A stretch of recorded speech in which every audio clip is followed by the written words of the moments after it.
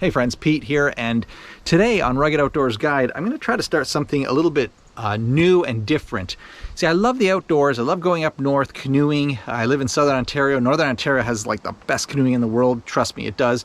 And it's huge. Like Ontario's like twice the size of Texas. So really, it's an amazing place. But you know, I don't just like being in the rugged outdoors, although I really do. But I'm also interested in taking advantage of the outdoors that we have around where we live. Right now I'm in my backyard. I'm actually in front of my gardening shed because that's kind of a lot of what I do around here. It's kind of more of a domesticated outdoors rather than rugged outdoors. But you know, as much as I love the rugged outdoors, there is something that I love even more, and that is my family. And to that end, I want to be able to not only prepare them for the environment that we live in now, and I'm sure you know what I'm talking about, right? Divided people with all sorts of worldviews and conflicts going on everywhere. I want to provide for them as well, which means in a time of crisis, you know, maybe have a little bit of extra either food or waste to prepare food and sustenance and you know, how to live in an environment where you don't have easy access to everything like energy and food, which of course those two things are skyrocketing in price, and you guys have heard about all that, I'm sure. And I think it's incumbent on us to give or to pass on something like a worldview to our children. Now, I know this sounds a little bit philosophical, and you guys are thinking, what's going on, man? This is Pete from Rugged Outdoors Guide. He's supposed to be telling us how to make a canoe seat or something like that. Well, yeah, I'm going to do that, and that's still part of what we do, of course. But in addition to that, I'm going to try to be putting out more videos, like one every day potentially, if I can. And I won't always be talking about my trip up north to a certain place. It's going to be more stuff about, everyday life and about even stuff that's going on in the news, current events, that kind of thing. And today I just want to touch base on some of the, I hate to focus on conflicts, but I think we're in an environment where the world really is in conflict. I mean, you know that all the conflicts in the U.S. and in Canada, the different political sides of the spectrum and all the differences they have. We've never been in a more divided country, right? You guys know that, I'm sure you've been watching the news. And I think that one of the things that we need to just sort of bear in mind and to kind of not ignore, if you guys have anyone under your care, like if you're a dad or a mom and you've got kids, or just somebody who kind of looks up to you and you have some sort of influence over them, I think it's incumbent on you, or in other words, your responsibility to share with them a really helpful worldview. Now, I'm not here to tell you even what that is, but you'll know what mine is. I mean, I've told you many times, you watch my videos, it says at the end, I always say, get out there and enjoy God's creation. Keep on looking up. I had a comment from somebody recently, and they're like, you know what? You had me through the whole video. It was a great video until you said God. Why couldn't you just say nature? Well, I could say nature, but it's God who made nature, right? So I think we need to offer a worldview to our children. I have a friend who... we had a discussion where she really did not agree with me. And she said, with regards to my own children, she said, I am going to, when they get a little bit older, I'm going to expose them to every religion, Buddhism and Hinduism and Islam and everything. I'm just going to let them choose to be whatever they want to be. Because that sounds really inclusive, and it follows the narrative of our culture right now, right? Especially if you don't throw the word Christianity in there, because you throw that in, and that's a whole like can of worms that you open up there, because Christians are so evil, they're so bad, they stand against everything righteous and wholesome, right? That's the narrative. So you can be anything else. So she said, I'm going to expose them to these other religions, and she didn't mention Christianity. And I said, why would you do that? And she said, well, because I don't want to be the one to force them to believe anything. I want them to believe what they feel is right. I'm like, well, the world is filled with stuff that's right and wrong, And what if they choose something that's wrong? And she's like, you don't even know what I'm talking about. There is no such thing as wrong. My truth is my truth. Your truth is your truth. There's no right. There's no wrong. Who says what's right or wrong, right? So that's the whole narrative that we're in now. And I think that's cheating your children. I think what you're doing is you're just telling your kids, hey, I have nothing to offer you. I have no idea. I don't really know what I believe. It's just, I guess I believe that everyone should believe what they believe. And that's good, okay? And so choose something, and good luck with that, okay? Bye-bye. That's what you're saying to your kids. And I think that is a scam, that you're not a good parent if that's what you're telling your kids. All right? You need to prepare them with a discernible and a specific worldview. Mine, of course, is from a biblical perspective. I happen to be a Bible-believing Christian, not a liberal, progressive Christian who doesn't believe most of the Bible. It's just a big myth, and it's an allegory. You know, Noah's flood, that never happened. That's just an allegory. The creation account, that's not. Science has disproved that a long time ago, right? So that's what one narrative is. And I happen to not have that view, all right? I happen to believe that the Bible is actually true. Yeah, I do. All right, so what is a worldview? I mentioned that earlier, and I think really a worldview can be defined as just how we see the world around us from all sorts of perspectives. From, the physical world around us and the ecological systems around us, as well as political and social and religious points of view, right? And how you see it all fit together. That's your worldview. So it's a multifaceted, kind of a complicated thing, but we all have one. I guarantee if you're watching me right now, you have a worldview.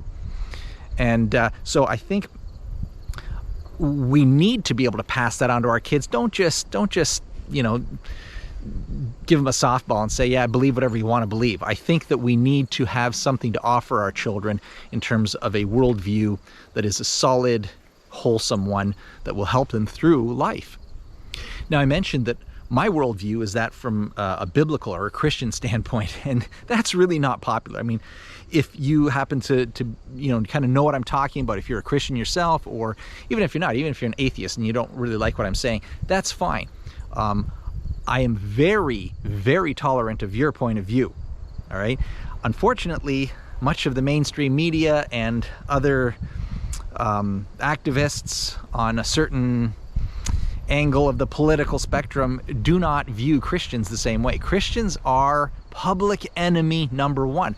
I am the worst person in the world as far as they're concerned, and I mean that seriously. I'm not blowing smoke here. Do you know, I made up a list. I don't even remember these off the top of my head, but you got to hear this list. You got to hear this list. This is what the mainstream media calls me. All right? This is me. I am deplorable. I'm a bigot, homophobic, hateful, misogynistic. I'm a conspiracy theorist. I'm a fascist, election denier, climate denier, science denier, and Trumpkin. Yeah, that's what I am. Oh, thank you. That's very nice. On the other hand, from my perspective, I do not look at you guys the same way, if that's the angle you're coming from. People on the other side of the sort of the worldview spectrum. I don't see you that way because God doesn't see you that way. All right? So I am trying, by God's grace, to actually love my enemy. That's what we're called to do as Christians. Whether you are a Christian or not, I'm just telling you, that's the way it is. Yeah, it's hard because I'm human. And when people spit at me and shout stuff at me and write nasty comments and tell me how horrible I am for this world, that I should be gone, it does affect you. And by the way, I think that all plays into a bigger picture about how the Bible tells us that those that are part of God's family will disappear in the blink of an eye. And I think the narrative is being primed or set for that, where those that are left will say, well, the bad people have all gone. The universe has destroyed them, or aliens have abducted them because they were not good for the progression of our culture and our world to be unified as a one world government, etc., etc. That's just my opinion. But anyway, if you don't have that opinion, totally fine. I have nothing against you. In fact, I appreciate you watching, and hang in there if you kind of want to see the perspective of those who maybe don't agree the way you do. I don't know.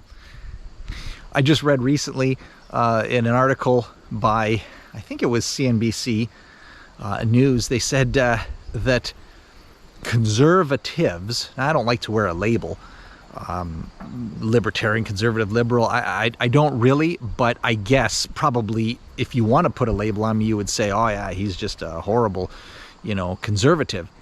The media just said conservatives are the biggest threat to the freedom of our country and to the democracy of the United States of America. And I'm thinking, it seems to me, I was just sitting there, chuckling. I knew better than to expect anything different, but I thought that's exactly how those on, who hold my worldview would see a liberal, progressive, left-wing, ideologue. That it's exactly the opposite. They want to introduce communism, a soft communism, soft dictatorship, and a unified world government, which the Bible tells us is exactly what's going to happen before the end of the age. And those that are involved with that one world government are going to be in a bad way. So you don't want to be a part of that. Trust me. Whether you are a Christian or not, I would stay away from that narrative. And I'll have more to say about that later. But anyway, all right, so why am I going on about all this? Well, I do believe the Bible. I told you that. And the Bible says that Christ will return. 1 Thessalonians 4 says that he's going to come and he's going to take his own to be with him. And there's going to be a lot, that's going to be the vast minority of the world's population. Like we're talking low single digits percentages. The rest of the people, probably, I'm guessing 95+% of the world's population will still be left here, and there's going to be hell on earth. Like, really. Now, I'm not coming up with all this stuff on my own. I'm not very smart at all.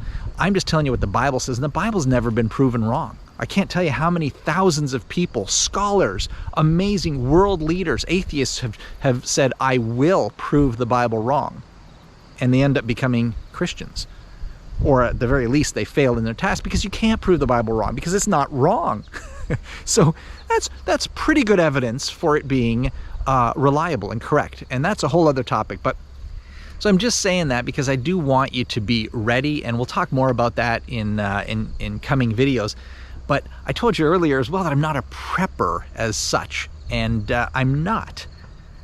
I am somewhat prepared, and again, that's going to be the context of some of the other videos that we do. And I want to show you some of the stuff that we're working on here on our hobby farm. It's only 1 acre, but you can do a lot on 1 acre if you're careful with it. So, but you see, I believe that if you have a wonderful little homestead with all sorts of survival paraphernalia and gardens and chickens and cows and ducks and goats and barns and underwater or underground shelters and all these sorts of things that will help you theoretically be wonderfully prepared preppers.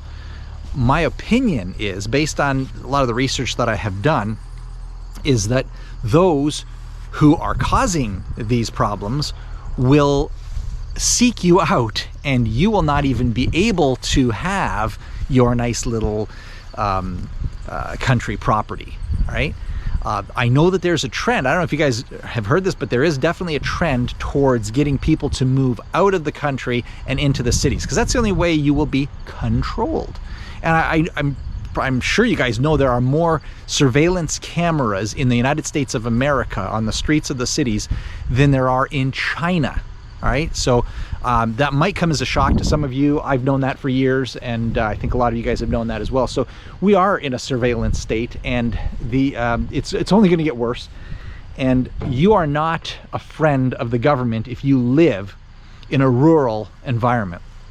In fact, I'll end with this. There's a highway they're building in southern Texas. And there's so much about that. I won't get into all the details, but one of the issues regarding that is that the exits to small rural towns from the highway are blocked off. They don't exist. And there's like a town right there, but the engineers, whoever's in charge, say, no, I don't want people to visit your small town. I want your small town to die, so that you can come and live in the cities where we can keep an eye on you. All right, so that's not a conspiracy theory. All right, that's publicly made known by the World Economic Forum. It's on their website and in their documents. That's part of the bigger picture. All right, to get out of the country, and they'll do it.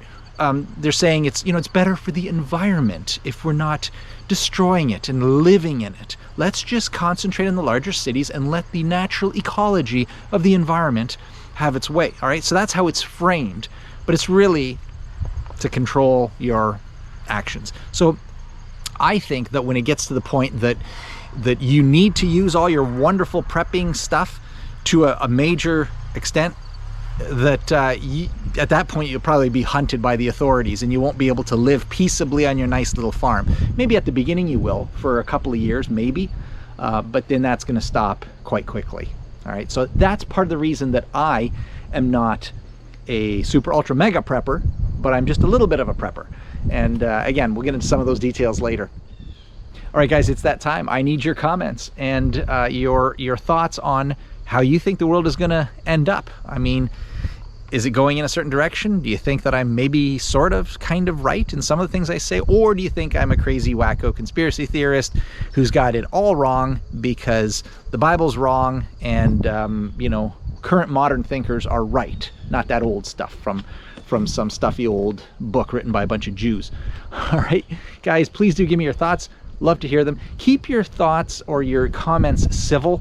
If they're vitriolic, if that's a word, I don't really need to hear it, and it's not going to see the light of day. So if you're going to call me names and say nasty things, well, I guess you can go ahead and do it, and I'll just sort of shake my head and chuckle, and then it hits the garbage can. So please do be civil, and I would love to have a civil discourse. Maybe have other people comment on your comments, and we can kind of go from there. All right, guys, thank you for watching, and until the next time, take care, and God bless you guys.